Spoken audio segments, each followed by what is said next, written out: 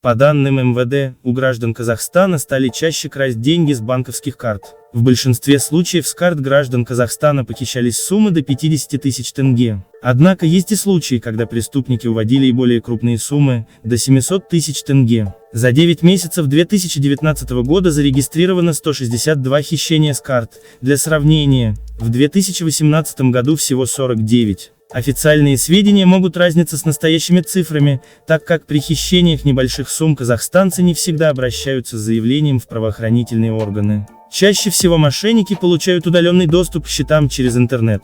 Владельцы карты необходимые данные и пароли преступники получают, используя специальные приемы, основанные на социологии и психологии. Некоторые звонят по номерам в объявлениях в сети и предлагают сделать предоплату либо полную оплату за товар, для чего просят назвать 16-значный номер карты. Далее они предлагают продиктовать трехзначную цифру на обороте карты или СМС-код, якобы для подтверждения платежа. Указанных данных достаточно для совершения интернет-покупок с карты жертвы либо перевода с нее денег.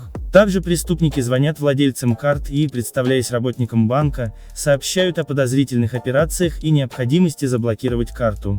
Далее под различными предлогами выманивают необходимые данные: номер карты, КВК-код, СМС-код.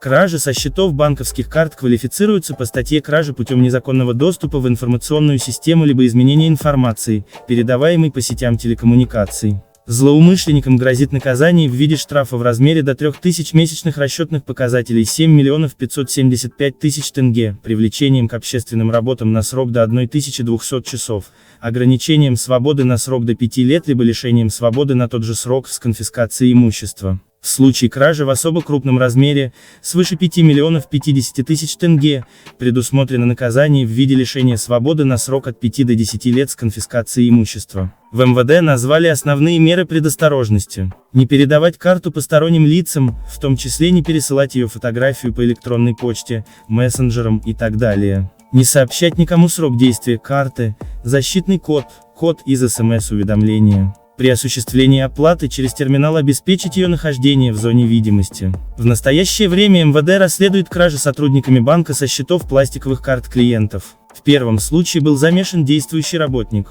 В сентябре 2019 года в Усть-Каменогорске менеджер одного из банков второго уровня, имея доступ к базе данных, подключила интернет-банкинг и сняла деньги с карт более 90 клиентов. В октябре уже бывший сотрудник банка, заранее сохранив у себя логины и пароли клиентов, с апреля по август 2019 года похитил деньги со счетов пластиковых карт 16 человек.